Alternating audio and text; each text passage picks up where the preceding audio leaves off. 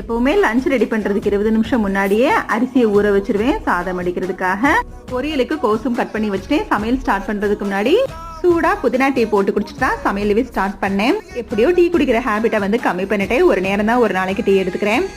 எப்பவுமே எந்த காய்கறியா இருந்தாலும் மஞ்சள் உப்பு போட்டு நல்லா வாஷ் பண்ணிட்டு அதுக்கப்புறமா சமைக்க ஸ்டார்ட் பண்ணுங்க.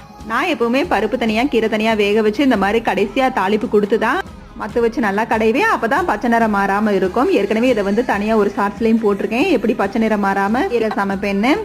எப்பவுமே கீரை மத்து வச்சு தான் கடைவேன். அப்பதான் நல்லா டேஸ்டாவும் இருக்கும். சில நேரம் டைம் கிடைக்கலனா இந்த மாதிரி மிக்சர் ஜார்ல போட்டு பல்ஸ் மோட்ல ரெடி பண்ணுவேன். எப்பவும் போல நம்ம அரைச்சிட்டோம்னா வலுவலுன்னு வந்துடும். பல்ஸ் மோட்ல அரைச்சாதான் கொஞ்சம் மத்து வச்சு கடந்த மாதிரி இருக்கும்.